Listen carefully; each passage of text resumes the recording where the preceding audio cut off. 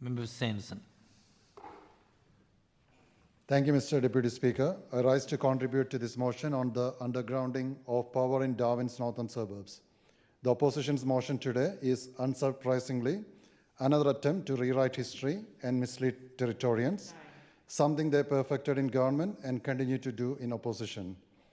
This motion accuses the Finocchiaro government of scrapping a project. In reality, there was no project to scrap, only a wish list of unfunded promises that Labour never had the money to deliver. Let's take a moment to walk through the facts, not the fiction opposition is peddling. In 2018, Labour announced a grand plan, 290 million to fully underground power across 13 suburbs. That sounded impressive, but Territorians were never told where that money was coming from. It was an announcement without a business case, without proper funding, and without a real delivery plan.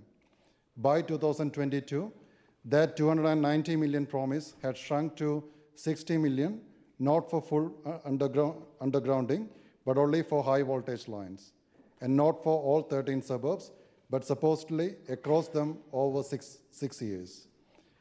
By early 2024, even that was watered down further.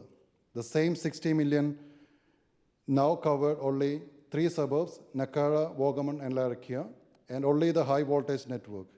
Nothing for low voltage lines to homes, nothing for other 10 suburbs. And today, Power and Water's own advice is clear. To underground the entire network would cost between $750 million and $1 billion, far beyond Labour's 60 million fantasy. This is the Labour legacy: big talk, small delivery, and zero honesty. Labour members are standing here today pretending that we somehow ripped a working project out of the ground. People in Vaughan, my electorate, know this firsthand. They were told their suburb was next in line. They were given the impression that undergrounding to every household was coming soon. Yet even when Labour were in power, no such program existed. There was never a plan to deliver to individual homes, high voltage only, and only to 3 suburbs.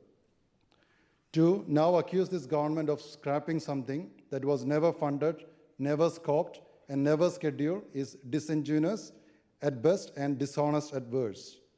If Labour was serious, they had 6 years to act. They didn't. Instead, they left Territorians with false hope and a 290 million promise that magically shrank to 60 million and then to a 3-suburb pilot.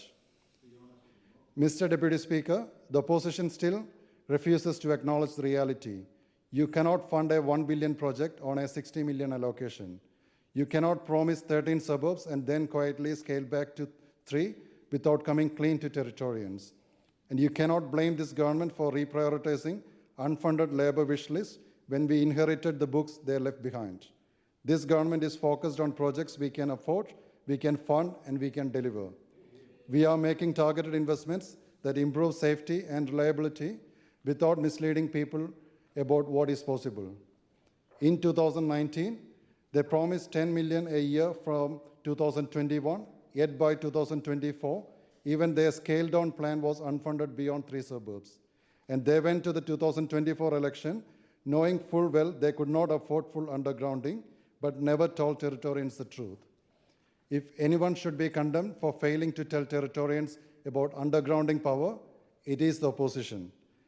Mr. Deputy Speaker, this motion is nothing more than a desperate attempt by the opposition to distract from their own failures.